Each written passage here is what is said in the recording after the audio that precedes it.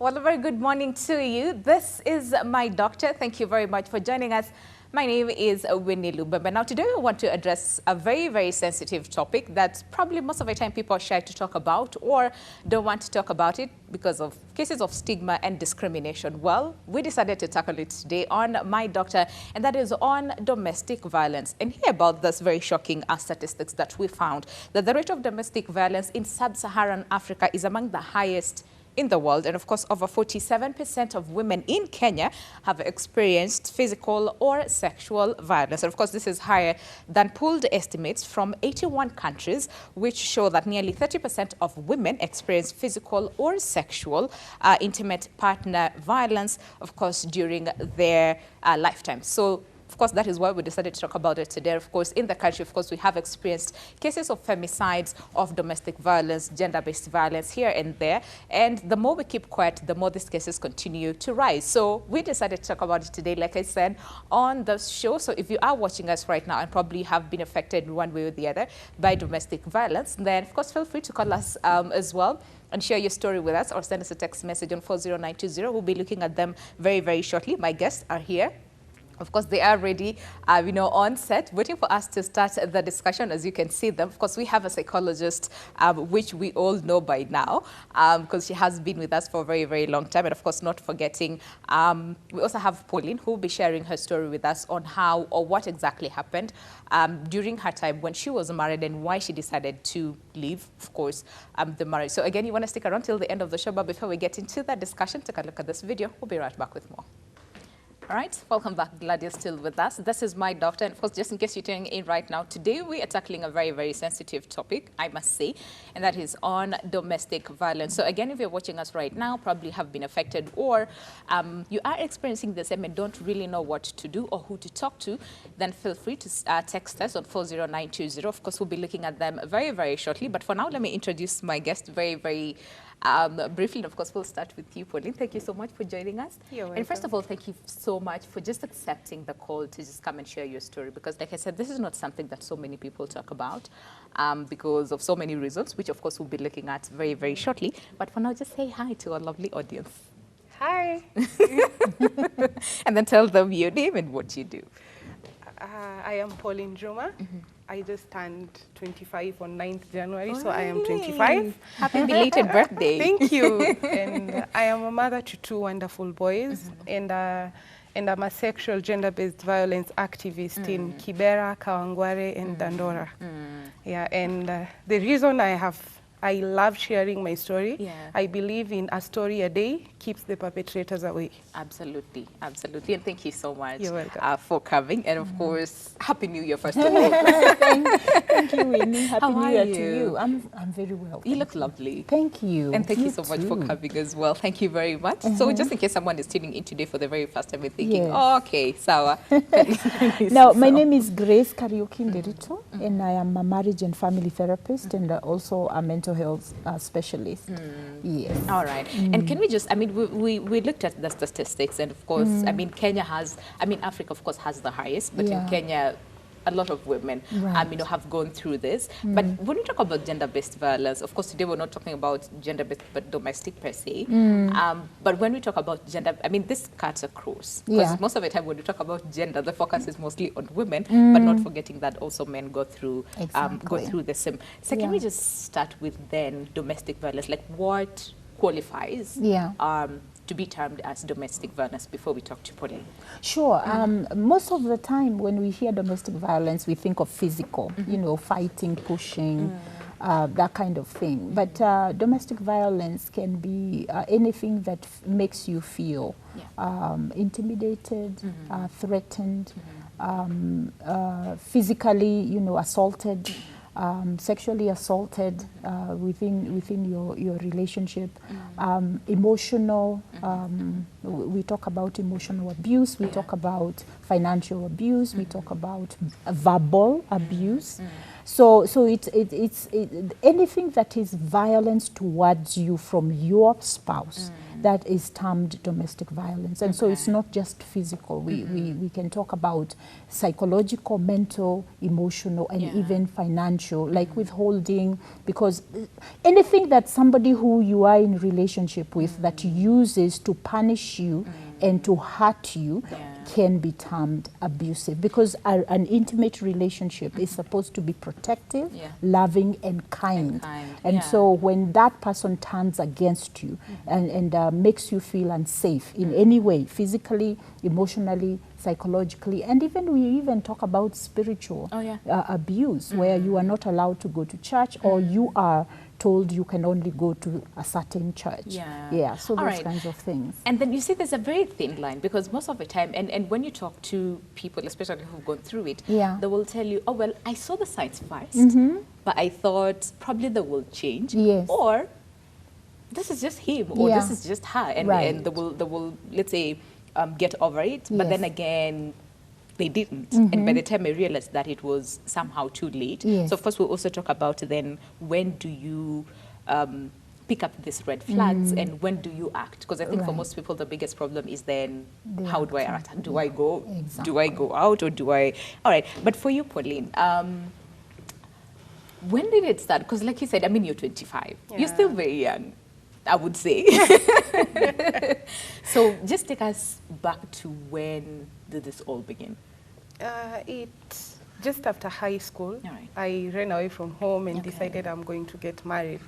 And it was after a very tragic experience when I was just 16. I stayed with a secret from the time I was 16 of being a rape survivor, and I was not telling anyone. So my decision to go get married was to find out if I can give birth, and also to just to look for love in another person, because I didn't accept myself and I didn't love myself at that time.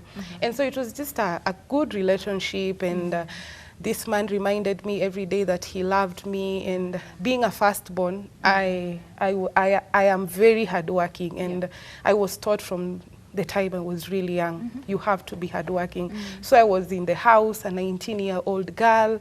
I am the one providing in that house. I have to make sure I am going to work. And then I was pregnant at that time. And when I was 6 months pregnant, one day I did not clean the house because I was too tired. I did not clean the house.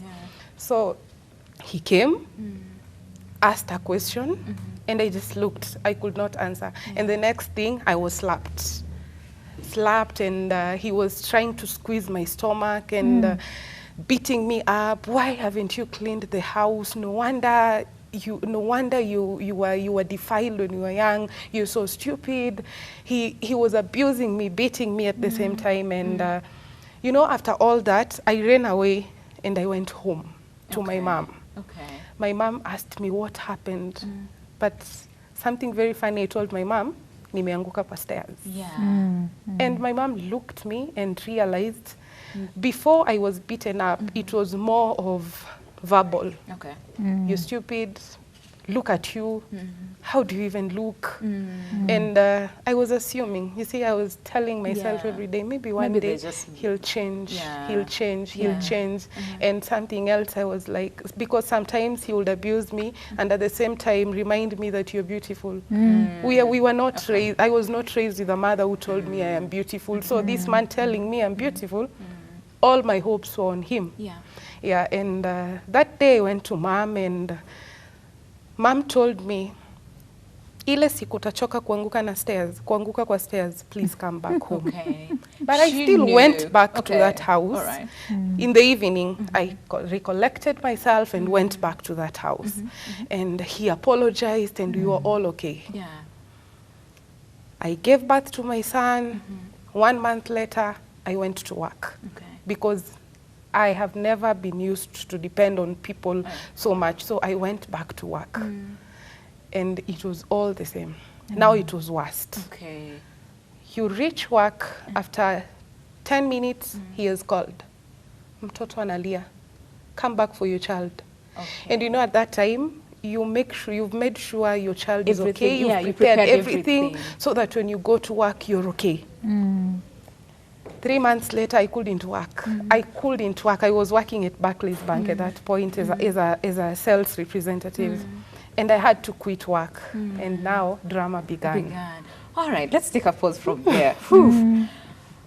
Okay, so, and there's so many questions that I have, because like you said, once, I mean, you, of course, ran away from home because kept a secret and you didn't sort of feel safe. Was it like a family member who defiled you, or it was someone else? Someone very close, to the family. Very close to the family. So and the threats. Yeah. If you dare speak, tell, we are going to kill you, mom. Yeah. And so it was a secret to me for a long time. Yeah. And it was not only a secret, because it was something that was eating me up. You see, I was 16 and now I'm 19. It's been 3 years of asking myself questions. Am I ever going to give birth? Do really men love me? My mother has never told me I am beautiful. You know, the only way an African mother tells you you're beautiful is by buying you a nice dress and making sure you have everything. But that's what, you're beautiful. So when he told me, I said, this is the best person. Yeah. He has told me I'm beautiful, this is the best person. Yeah. Yeah. And then again, I mean, you said it started all well, and then when you were 6 months pregnant, that is when, so there were like no red flags here and there, because like you said, that was more on the physical, but this other aspect of verbal. Yeah, were there like things that triggered the same, or just... You know, for a very long time, I used to blame myself. Okay. Maybe I am not cooking on time. This is why he's abusing me. So I used to make sure I tried being a perfectionist. If it is food, let it be ready by 7 a.m. Let the clothes be clean. The house is clean, just to avoid some things. And I don't know if it is a mistake I made. The mistake, I always think that the mistake I made is by telling him what happened to me when I was 16. And he was always using that. Okay. You see, this is, you do something, this is why this happened. This is why they did this to you. You're not even worth it. Yeah.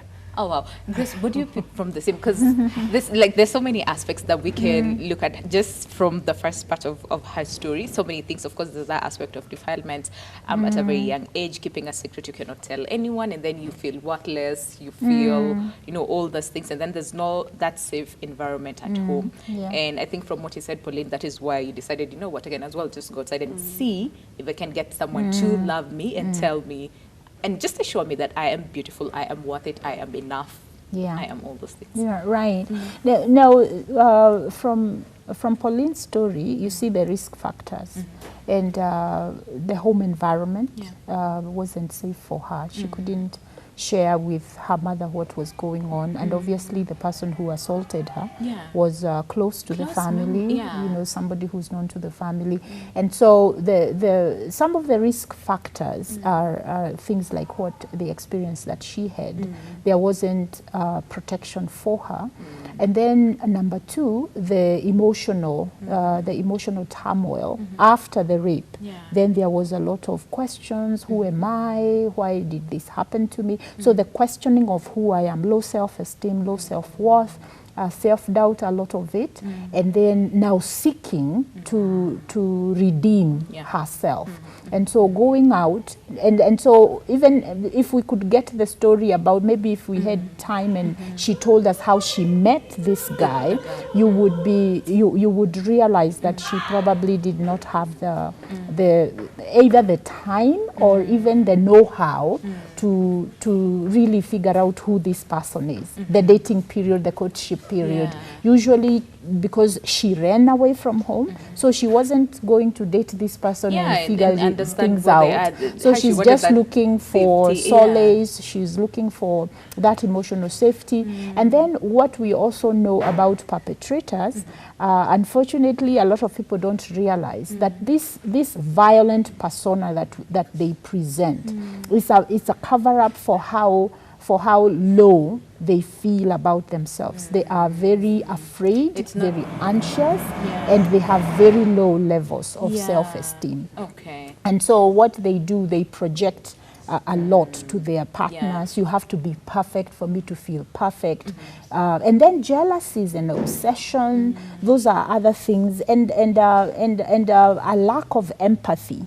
So you are hearing that from this, and then now the cycle of abuse is there is the build-up, then I fight, I assault you, I do whatever I do, and then I come back and I tell you how sorry I am, and then we go. So you have the honeymoon, then you have the crisis build-up, then you have the crisis, and again the resolution of the crisis, and then again the honeymoon. Yeah. So eventually for really Pauline, she, even at a very early age, because she says that that lasted for a year, we need to really congratulate her. At her age, she was able to walk away. Yes. There are women who have, women and men, who stay in this cycle for so long, it becomes normal for them. Yeah. And I think that is, I mean, we'll talk about this later because, Now, another aspect of what Pauline said is she could not tell her mom. Yes.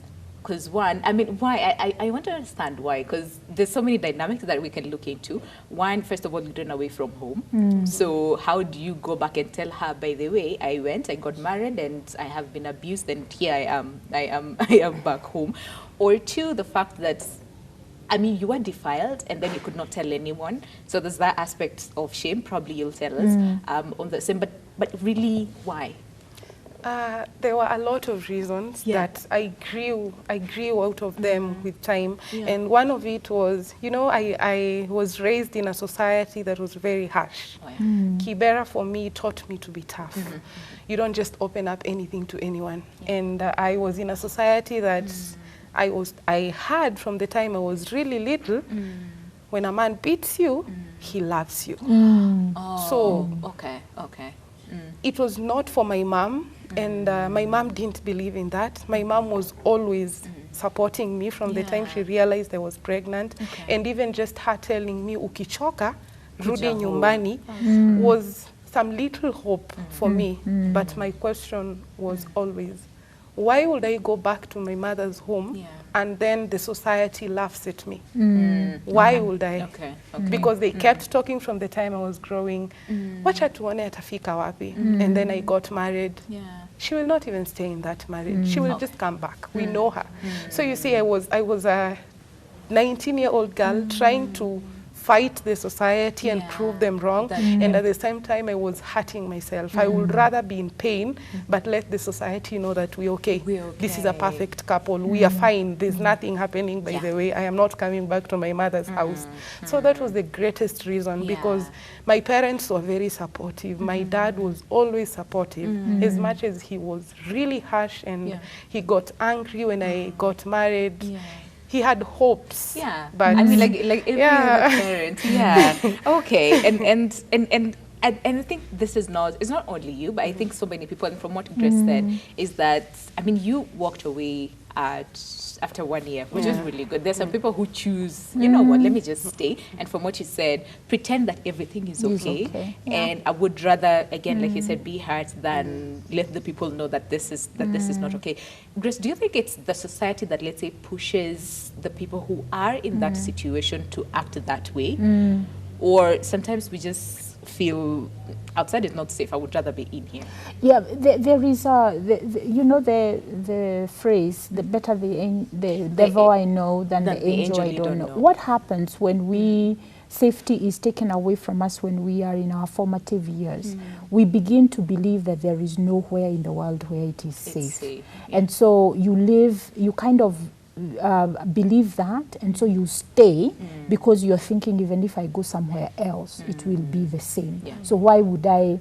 At least here, I know what to expect, and this person anyway, he loves me. It's just that we need to continue to work on our relationship until we can be able to make it work. So what happens is that there is that internal communication that is again perpetrated by the society where we are living, we are growing up in. And then there is also the fact that what she said, the society does stigmatize any woman who doesn't stay in a marriage. Yeah. Your own mother and even your own aunties and people around you, your pastor, they will think that you're not praying enough, you're not doing enough, try do this. But unfortunately what we do, we don't address the perpetrator and figure out what is it that is going on with them. And so there is the internal message that I'm telling myself, my value system, that I didn't get married so that I can leave the marriage. Now and the home. Now when you look at even the way that we are socialized as women, we are socialized that the home stands because the woman is strong. And is building her home. Unfortunately, that doesn't work for everyone, because again, with perpetrators of domestic violence, it goes beyond that. It's not about the woman, what she's doing or what she's not doing. It's about the perpetrator. And so there is that. The safety aspect, that is what is usually taken away. So that emotional safety, that knowing that even if I live here, I'll be safe, that is normally taken away. And we'll also look at then the perpetrator, because most of the time we really, I mean, this doesn't justify whatever they do at all. But then again, I think sometimes we need to also understand why they are acting that way. Because, I mean, you never know. You never know. Probably that is how they were brought up, and that is the environment they know. And probably they think this is how, whether you establish you're a man of the home, or this is how you show love to your family. So I think we'll look at that aspect of then the perpetrator a little bit. But Pauline, so you had to quit work, unfortunately, and then come back home. But like you said, those 3 months, it was too much. You couldn't handle. What happened? I even went to post-maternal depression because I couldn't handle it. I left my son when he was 1 year and one month, just going back to work, and my son is 1 month, and I am the one taking care of everything at home, making sure my son is okay, making sure he finds food, and here you are stressed every single day, every single moment you receive calls. You see, those he threatens you with, since you started working, you're too proud of yourself. Do you think you're going anywhere? You'll just come back here in this lab and you're just the same person. And I decided to quit. You see, quitting for me was to impress him, at least to have peace with myself. But it was not that way. Everything was turning out to be worse. Sometimes it's scandals with women, and since I was not raised someone who fights, I held on. I was just growing bitter every single day, growing bitter. I used to hide just to go work, just to go wash clothes sometimes, at least for my son to survive when we are 2 of us. And when my son was 1 year, that day turned to be worst because I was secretly saving for my son so that at least, you know, I used to tell myself, maybe I will not be available after 1 year. Maybe something might happen to me. I used to talk to myself a lot of things. And that night, it was at night, October 30th. It was at night, and that day I forgot the bank slips by mistake. So I was just in a rush. My mother's house was burning. So I was just in a rush. I threw things and I went to my mother. Coming back, he found the bank slips. And the question was, give me the PIN of this account number. And I told him I am not giving you. But this is our child, you know. Yes. He was so harsh at that time, and I've been angry for the last 9 months, and I am bitter at the same time. You see, at that time I was 20 already. I am asking myself questions. What have I not done for you? Where do I go wrong? And why do you want my son's bank slip in the first place? And you see, at that time, that was the first time my son cried when I was being beaten up, because he just pushed me to the bed, and I woke up and the first thing I saw was a knife. And I took the knife. And at that time, I was ready for anything. Oh, wow. You see the saying that we keep saying that I would rather kill you and go to jail and you in the morgue. That is what I was saying at that time, and crying. And immediately my son started crying. And I was like, This What is not happening? right. Can we take a break? Because this is heavy and we need to just process it and then we'll continue. But I mean, yeah, this is really, really heavy even for us here in the studio. But if you are watching us and probably you're going through the same or experiencing something more or less the same and you're worried, you don't know what to do, or things like that, please send us a text message on 40920. We'll be right back with more. And of course, we'll also look at your questions in just a while. Stay with us. All right, welcome back. Glad you're still with us. Today, of course, it's a very, very sensitive topic that we're handling today on My Doctor, and that is on domestic violence. And the reason why we chose to do this topic is because of the so many cases, of domestic violence that we hear day in, day out. Some people choose to stay, others choose to walk out. Sometimes for others it ends well, for others it doesn't. So, of course, the more we talk about it, the more, like Pauline said, it keeps the perpetrator away. So if you have any question on the same, please send us a text message on 40920. We'll be looking at them in just a while. But for now, Pauline, that's... Okay, so I don't even know where to start because it's a lot. I'm trying to process all these things together. But from what you said, for the first time, your son cried. Cried. And you were at this time, did you pick or were you contemplating to pick the knife? You picked the knife. Uh-huh. Because, it's something that I've been planning for a long time. Okay. I've been planning one day I will attack you back. One day I'm going to attack you back. And that day I just found when he pushed me to the bed, I just woke up and picked the knife. And I was crying at that time. I was shaking. He was afraid for the first time and he was apologetic. I am sorry. Yeah. And my son started crying. And that is when I threw the knife down. So throwing the knife down, I gave him more powers. Yeah. So he saw we are helpless. So I just rushed to my son. I picked my son and I held him. And I was crying with my son. I remember telling my son, I promise you this is the last day you're ever going to cry tears of pain, you're ever going to suffer. And it was at 1 a.m. at night, and it was drizzling. He threw us out of the house at 1 a.m., abusing me, beating me up. But one thing I told myself, I promised him. The words I've told my son, I would rather die than come back to this house. Yeah. And I walked out of that house at 1 a.m. It was raining. He took all the blankets. I went outside. I sat. I took my son. I held him. And I said a prayer. For the first time, I said a prayer. So a neighbor came. It is something that the neighbor got used to it. Yeah. They will fight, and tomorrow you will see them laughing. You will see them laughing. And a neighbor picked my son and told me, let me just stay with your son because I don't think you're okay to handle this child right now. And he took my son. I refused to go back. I refused to go to the house. So the man threw all my clothes outside. And at that moment, the first person I called was my dad. I called my dad. My dad was like, but I told you. But anyway, you're welcome back home. Yeah. And it was not far away from our home. So I walked to my home, to my mother's house. And at 1 a.m., I was walking back. What my mother told me that day is what gives me strength until date. Yeah. You're still my daughter. Welcome back home.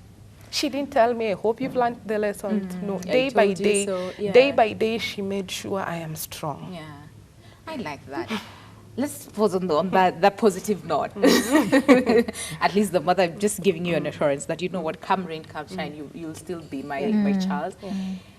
But then again, Grace, I mean, you see, most of the time, the society is really quick to judge, and they'll tell you, I mean, this person was abusing you verbally, and then it got to a point where they are physical. Why didn't you leave then? Why did you have to wait until it got too much or it got worse for you to decide, you know what, I can as well go?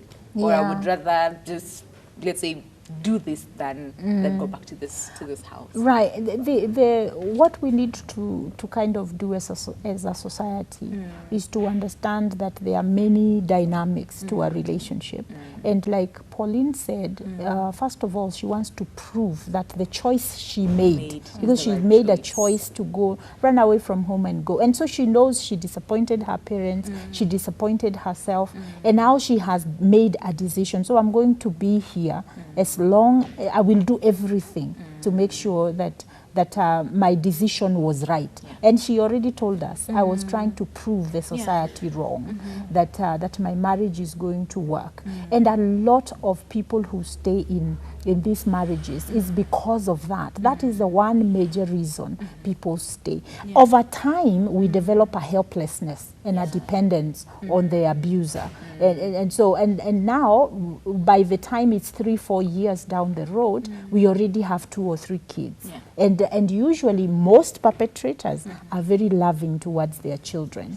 And so the children love them, and so most of the times we stay because we know we don't want to answer the questions, when is daddy coming home, or when are we going back to why is daddy not here.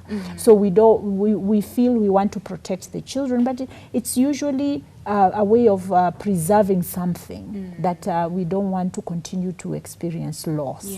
And loss, when we think about losing something that you are used to, that you know how to predict, as human beings, we don't like change, and we don't like a life that is unpredictable. And that is why sometimes we stay in bad relationships, toxic relationships, because it's so it's predictable. I know what to expect. And so and also the fear of there is also now, when you are in an abusive relationship, especially physical, there are a lot of threats. Those threats you know, like now, when you were assaulted, you were told, if you ever say anything, we are going to kill your mom. Then you come into an abusive marriage, they tell you, even if you try to go to the police, I'll tell them, I'm going to take the kids away from you. So there are a lot of intimidation that is going on, and that causes us to lose the ability to know that it's going to be okay. So even if I leave, he will find me. And it will be worse. You know? I think, and that aspect of then, I will do this, or I'll take the kids from you. I mean, you tell a woman that you will take kids from her. And I bowed. The boy cried. And all the anger and all the aggressiveness that was her dropped. And now she could only focus on her son. That's the way we are, because we are nurturers. That's why when that perpetrator, after the abuse, he comes and cries to us and kneels and says, I'm sorry, it will never happen again. Your mother instincts is touched, and you go back. And I think that is what most of us don't understand, is that, I mean, you're a woman. We're naturals. You know, so you want everything to be okay, and you know, people don't get that. People will be like, why are you still there? Like we don't really understand. So I like the fact that we just bring up that aspect of trying to understand why this person is still there, and first try and be compassionate. And express empathy, especially to this other person. And she said her mother said, when you are ready, come back. You know that you have a home, you are safe, because mom understood that she has to go through her process. And I want to say, Pauline, I think your mother was praying for you a lot. Because that's why she was able to turn around, and because also your home was open. Dad was open for you to come back. Mom was open for you to come back. It was easier for her to find solace at home when she finally realized, I'm going to lose my life. My son is going to lose his life, or I'm going to lose the very thing that I want to protect. And so I better leave. Just go, and then she had somewhere to go.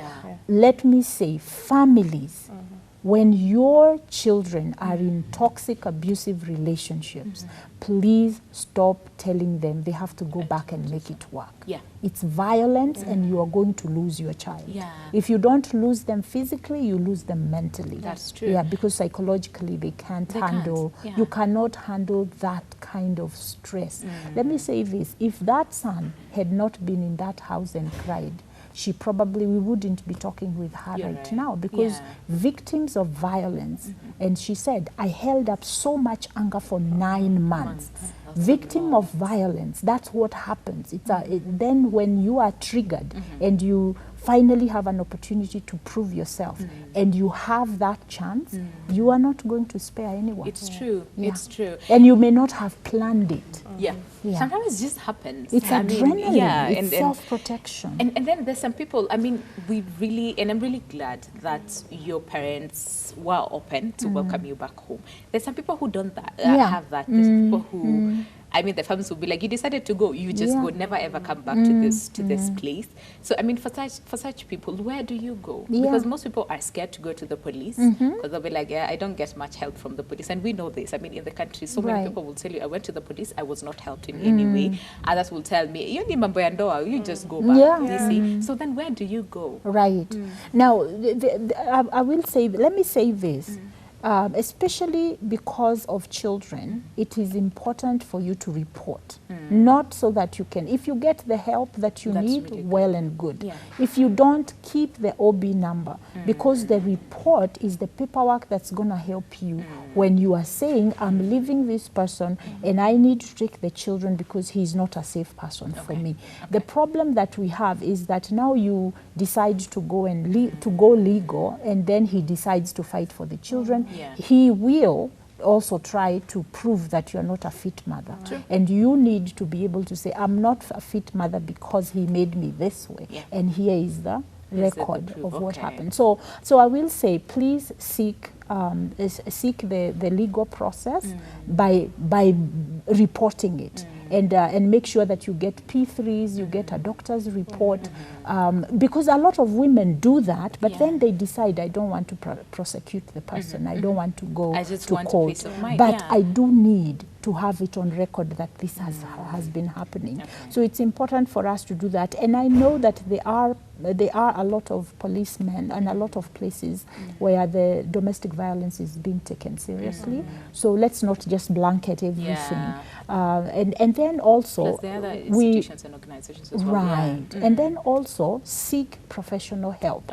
Nairobi Women's, any PGH, Provisional General Hospital, the county hospitals, the level 5s, they all have gender desks where you can go and get free counseling. Please don't keep quiet. If you go to your mom and your mom is also feeling very helpless, they don't know what to do, then seek the help of professionals so that at least you can process through what's going on. It's very important to do that. If you go to your spiritual leaders, a lot of people, they end up going to their spiritual leaders, and their spiritual leaders are not also able to give much of practical things. Again, seek that, because you need the spiritual support, you need your family support, but seek also professional support. And there are a lot of organizations that will give you that. At least 1195, we know that one. 1195 is a free number that you can call if you are in a GBV situation. And of course we'll also talk about then when do you seek help, because I think for most people they're like, me, I just want out. Right. I just want out, and once I'm out, then I think life just moves. And Pauline, I want to ask you this. So once you got home, did it change? Like, was life a little bit better for you, or so what happened after you decided, me, I'm out, and this is the promise that you made to your son, this is the last time this is going to happen? What happened when you got home? You know, when I got home, I was under a caring mother, but I am the first one.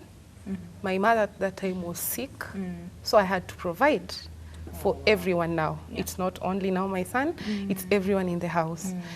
But I think resilience is what keeps me going to this date, because at that time I looked for a job in a club. And I grew up assuming things. I grew up telling myself, it will just pass. Tomorrow will be a better day. And that is what I used to tell myself every day. But it didn't stop. He would wait for me sometimes at midnight and fight me. He filed reports that I'm not fit to raise the son because I am working in a club. And I got almost 4 letters from the children's department. I never used to go because I was like, I have to be at work to make sure my mother gets medication, to make sure my son is okay, and to make sure my siblings are fine. That is the most important business at that time. And it reached to a point now the case went further to Crew. And that is when I was like, okay, now let me go explain myself. I went to Crew office and I told them, these are the claims. I would not refuse because being born a woman, I have been told a lot of things. So this is not news to me. This is something that it's normal. This is the reason. These are the reasons why I'm not coming. I've not been coming. At this time, I'm always at work. This man does not provide. It's now 3 months since I left the house. He has never provided. Sometimes we would sleep hungry with my son. I would not tell him because what I would get is abuses. So I would rather keep quiet and find peace. As long as I am peaceful, I will do anything.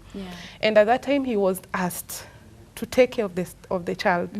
And he said, as long as this child is not in my house, I am not going to take care of him. Wow, okay. And that day I told Crew officers, you are the people who called me here. I didn't come here to ask for child support. I just want assurance that I am going to be safe. Because he was going to a point of even attacking my mom and he wants to steal the child away from me. It was just a whole lot of, it was just too much. And I remember one of these days, he called me a dead flower in front of a border stage. Okay. You see, I was just coming from work and I was happy. I used to tell myself, everything will be okay after all. And that day, I passed and he started abusing me. And I'm not easy to exchange words with people because at that time I was still dealing with a lot of anger.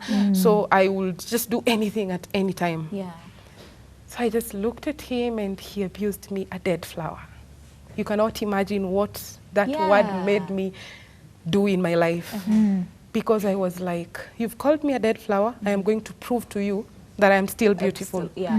And since I could not go revenge to him, I got myself into another relationship. Oh, well. Not because I loved this person, but just to prove to this other person, you know what? I am not a dead flower. Can we just pause at that? Because we honestly need to end the show now. And I don't want us to really rush this. So can you promise, please, to come and just, let's finish this. Because, I mean, we need to. We need to, because you are here now. You are in a better place. I want to believe. And, I mean, for you to just share your story, even with the people, let's say, around you and to the millions of people watching this, I think you are in a better place. And we really applaud you for that and applaud you for just being strong, and especially for your son. You said you have 2 children. So we have to, this is a discussion that we need to continue. Yes, 2 boys. This is a discussion that we need to continue with. And Grace, as we wind up in like 30 seconds, the fact that, because we all think that once you're out, things will be better. But from Pauline, this guy is still just wanted to just mess her up. Wait for her from work and then come and abuse, attacking the extended family, the mother. This is like too much. So what would you just say in regards to that? Because like I said, most of us think that once you're out, things will be better, but in turn they don't. No, they don't. And that's why you hear a lot of people, once they leave an abusive relationship, they leave the area because the abuse continues on because this perpetrator is not willing to let you be. Because again, their thing is that there is the obsession with the person, and so and there is the ego that has been hurt. There is a lot of things, emotional things that are going on, but also for the victim, there is a lot of healing that must happen. And so the more the perpetrator continues, they continue to feel unsafe. And unfortunately, one of the ways that they deal with is to find another person or to go back so that this abuse can end. Can end. Yeah. And I think we'll also then, I think on our second part, we'll also focus on the healing, process, because you need to heal. Yes. I mean, life is very short. You need to move on with life. You need to take care of your children and provide for them. So you need to heal Exactly. and move on. So please come back and share the story with us. Grace, please. Yes. Come back. And of course, thank you so much. Really, we really appreciate and applaud you for that. So thank you so much. Yeah, for the same, Grace, thank you so much You as well. are welcome. For being with us. And of course, thank you so much for staying with us as well. I know, we cut short the discussion today, but I think we don't want to rush this. So this is a discussion that we'll also have again, so that we help so many people understand how important healing is and just pick up your pieces and move on. So my name is Winnie Lubembe. We'll see you on part 2 of domestic violence. But for now, stay safe, God bless, and see you on another episode of My Doctor. Goodbye for now.